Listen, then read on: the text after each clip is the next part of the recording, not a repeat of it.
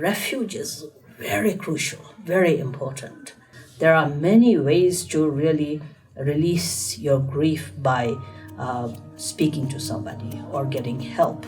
Many of us put a very strong pressure on ourselves, especially if we are practitioners, that we have to think about emptiness, nature.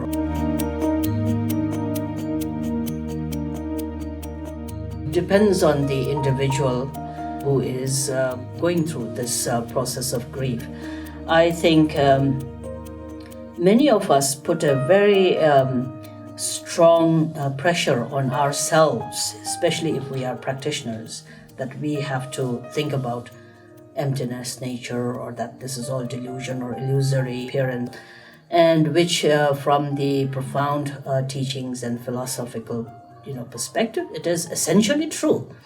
But for many of us, we may not have that capacity of seeing the essential nature of grief. And in that way, it's very important to have a, I think, very pragmatic or very relative release of one's own emotion. And that comes with, really being able to first be at peace with yourself, that in releasing your grief, in crying, in really feeling the loss, in going through the process of the emotion of grief, that it is perfectly all right. And it's not expected that differently because you are a Buddhist. But there is also the support of many of the teachings that allow us to see interdependency and continuity and karmic connection. There are all of these aspects of the Dharma that cushions our grief.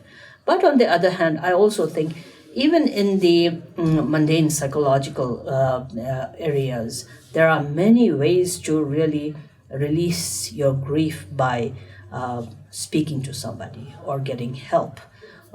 Being able to really have therapy, for example, to really work with. And I think if people find that to be helpful, I really encourage people to do that. There are some who think that because you're a Buddhist, you should be better than that. And I don't think that is kind to many people who may not have that capacity. Great realized masters or even great yogis and practitioners, they may be able to really see the nature of their own mind and grief and so forth. But for many of us, we have to really be a little bit more simple and realistic in our capacity, and relating to friends or people who are able to have the expertise of working with your grief are very welcome and very appreciative. But on the practice front, grief or any difficult moment will always come to be very difficult, and it is directly correlated to your relationship with refuge. The refuge is very crucial, very important, because refuge anchors our mind to really understanding what you rely upon as support. So through the course of our understanding of the Dharma, as you progress through the yanas, the understanding of what object of refuge, Buddha, Dharma, and the Sangha, or Guru Yidams and the Dhammapala and Dakinis, or your fundamental nature of mind, the three kayas, and so forth. This sort of goes through very profound explanations of what the nature, what the characteristic of these objects of refuge are. So if you progressively in time work with refuge, I'm taking refuge into the three jewels, and what does it mean? Understanding the qualities of the Buddha, not just Buddha, Dharma, and the Sangha as object, but what is the Buddha? And when you understand the true qualities of the Buddha, and you can see that as something that you can rely upon with refuge, or you understand the qualities of Dharma, or you understand the qualities of Sangha, or you understand the qualities of Guru, or you understand what the meaning of Yidam is, then because you understand what the qualities and what the true nature and the true meaning of these objects of refuge are, you tend to relate to them as, in the midst of all the chaos, this is what then supports you. This is what anchors you. Then later on, if you do have grief or you have these fears or great anxiety and so forth, because you've worked with the refuge and you can always bring your mind back. And that's very important if you're practicing the Buddhist Dharma.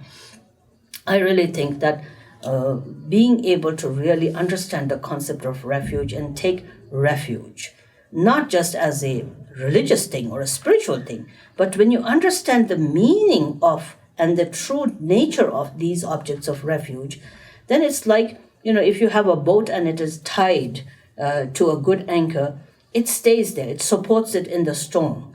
But if it is just sort of in the sea, then, with the waves and the storm, and it has no anchor, and then it gets sort of washed here and there, pushed here and there. And likewise, our mind, when it experiences different challenging emotions, it has to search for something that can support it, that can bring it back in the midst of all the confusion. And refuge is very important for that. It's something that really is a basic topic, but generally for us who are in this world and trying to, practice the Dharma in the midst of all the different challenges that are there, understanding the concept and training your own mind to take refuge in that, and not just religiously, not just blindly, but by understanding the meaning of what you take into refuge, because that gives you the confidence of reliance, why you're relying upon it. And this can be very helpful.